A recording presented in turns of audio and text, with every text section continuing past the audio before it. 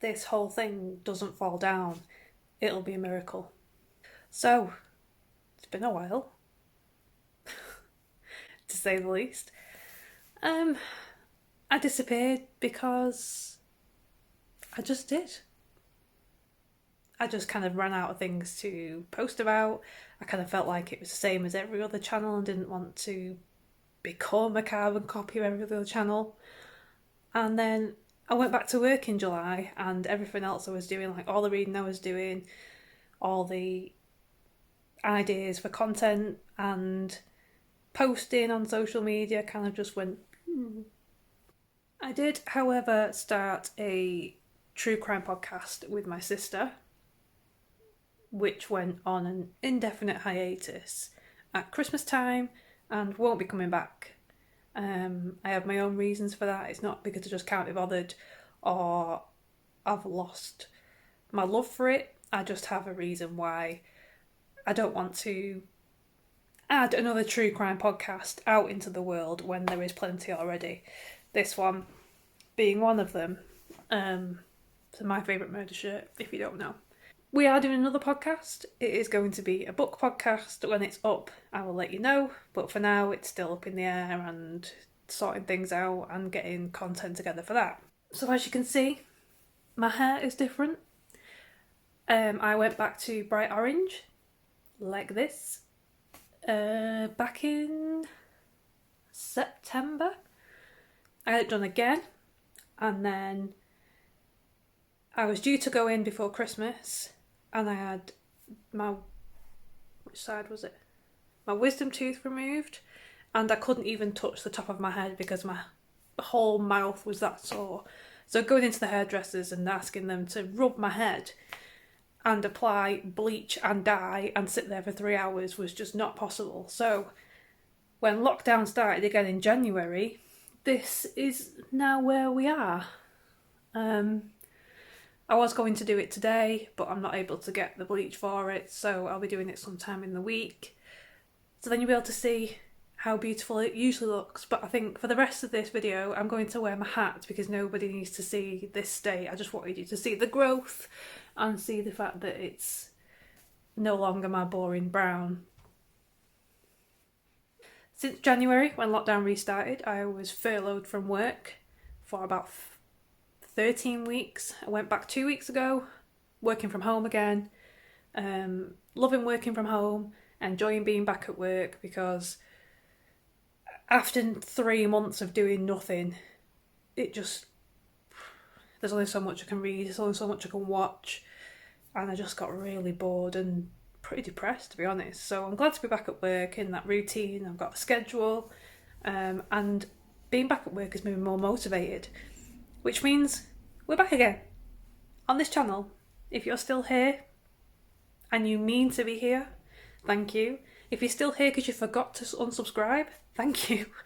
And if you're here because you're new, hi, I'm Katie. I post occasionally. I try and stick to a routine, but I'm not very good. So you might get a video once a week, you might get 3 a week, you might get 1 a month. But if you like what you see, click the subscribe and the bell. Books. What have I been reading? Last year I read 63 books from my goal of 60. That's the most I've ever read, ever, I think. Well, since I've been tracking my Goodreads, which is maybe about 12 years, that's the most I've ever read in a year. So I was really pleased with that. I still always feel like I could have read more, but I think we all do. This year my goal is 50. I'm currently at 22, so I think it's going to be past 50 by the time I've finished. I'll mention some of the books I have been reading this year, just so you can see what kind of genre I'm into at the moment. I'm currently going through the Malazan read-along that Mike from Mike's Book Reviews is doing on his channel. It's a 2-year read-along, and I'm always behind. I mean, we're only on book 2, so it's fine, but I'm always behind, and I probably will be behind for the whole of the read-along, but at least I'm getting there. Finished Gardens of the Moon, I think at the end of January, beginning of February. Really enjoyed it. had no idea what was going on, but I didn't care because I enjoyed all the characters, I enjoyed the world, and I just enjoyed being in the book. And as soon as I put it down, all I could think about was reading number 2, Dead House Gates. But now I've started it, I am struggling. It's a fantasy that I've not read before. You don't know what's happening. You don't really know who people are. There's lots of names, lots of cities, lots of things going on. It's like, when I was reading this, the other way I could describe it was, it's like you've switched the TV on to an episode at the end of season 4 of a series you've never watched before. And you just got to sit there and watch and just observe, I suppose is the word. So, really enjoyed it. I mean, this is a big chunky boy. We're getting there. I'm going to finish this month. And I'll probably pick up Memories of Ice. That's the third one. Pretty much straight away, because, like I said, as soon as I put this down, I couldn't wait to read this one, and I'd like to go back to some of the characters in this, and I'm hoping they are, because there's different characters in this than there is in this. I'm not selling it to you, am I? Just give it a go, but don't expect to know what's going on, because you won't. The end.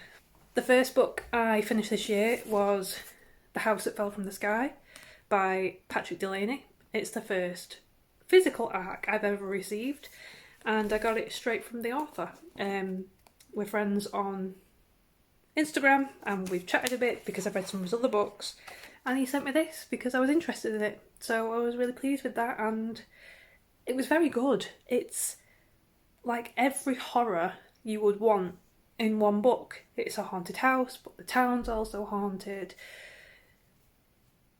The characters have all their own issues, and so basically one night a house falls from the sky in this small town, and the following year a big company puts on a lottery for people to go into the house, and if they make it out through the whole night and come out alive, because everyone else who has been in has died, then they win £1 million. $1 million. It literally takes half the book before you get into the house, but it doesn't feel like it's dragging, because things are happening to the characters and to the town while you're waiting for them to go into the house. And the house is just so strange.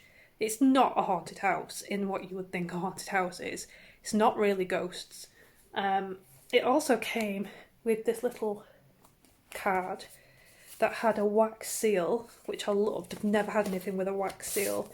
And in this, I actually got the invitation to go into the house.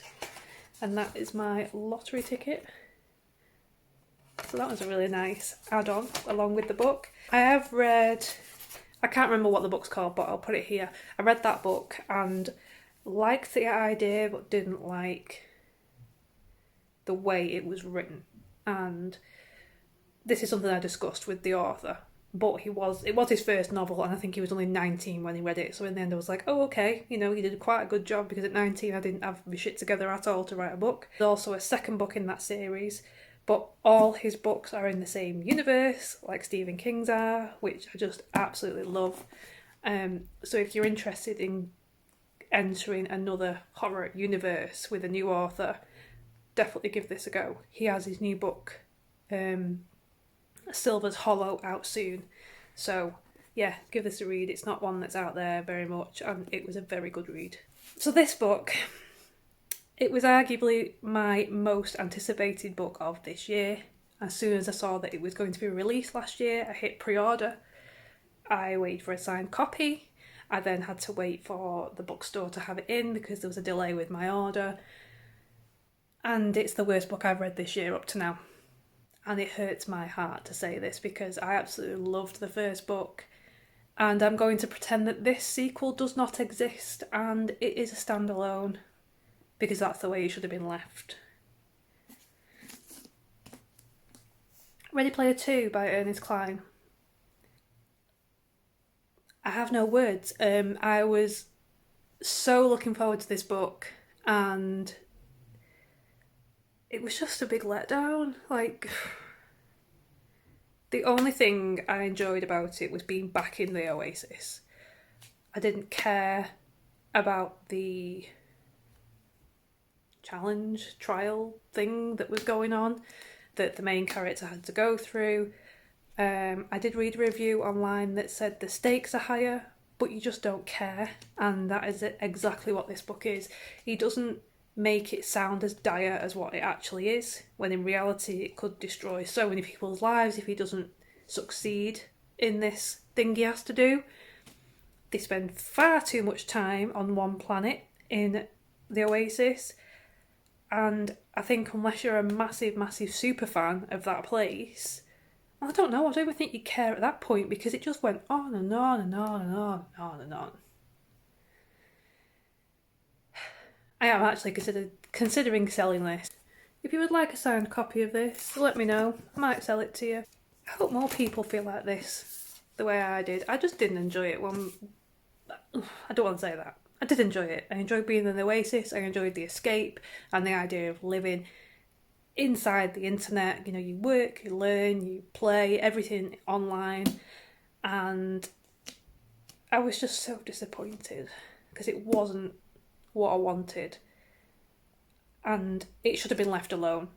It should have been one book, the end, done, finished, goodbye. I am continuing with the Mistborn series.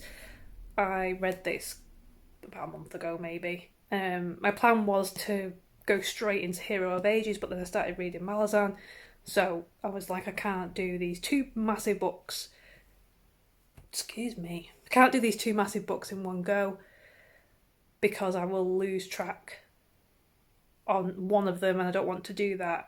I am going to have a break from Malazan in the next couple of months once I feel like I've caught up enough and then back on track, and we'll read Hero of Ages because I'm desperate to finish this series. I want to finish it mainly so that I can start reading the Stormlight Archives, and obviously I don't want to start them both at the same time, so I've only got one book left. I am going to read Mistborn Era 2, but I don't know when. It's not something I'm going to read straight away. I'm going to switch to The Way of Kings first and then go back to this. Between all the big horror novels and big fantasy novels, I have bought a lot of Asian translations, because when I did the Asian read along last May, I realised how much I enjoy them. So I read this one, Convenience Store Woman by Sayaka Murata. Is that how you say it? Yes, it is. And it's just a really quirky, strange book. I mean, on the cover it says it's hilarious. It wasn't hilarious. It was just weird. And I enjoyed it. It was nice to read something. I mean, it's like 160 pages. I think I read it in one sitting. And yeah, I really enjoy translations. I like the way that Asian authors write. It's always very, I don't want to say bland, but I suppose compared to like a big fantasy, it is bland because it's not action packed. You know, there's not like so much drama all the time. They're very quiet novels and novellas, and that's what I enjoy about them. And I like to read about the culture. Sayaka is Japanese. I've read stuff from Korean authors, Chinese, I think, and I kind of went on a little book buying binge of translations, so you'll see a lot more of these in the coming months, because I kind of fit them in between the big books as a little break. Well, this is longer than I expected. I have an idea for a vlog which I'm going to start tomorrow morning, and I want to do a couple of videos on like favourite books last year, least favourite books last year. I know it's March, but I haven't been here for a long time, so I can still squeeze those in. Hi, if you're new, I've already said this, so I'm going to leave, and hopefully next time you see me, my hair will be the same colour as this, like it should be. This is why I bought this hat, because then I can pretend I have orange hair, even though I don't. This is the end of the start of this channel again. Goodbye.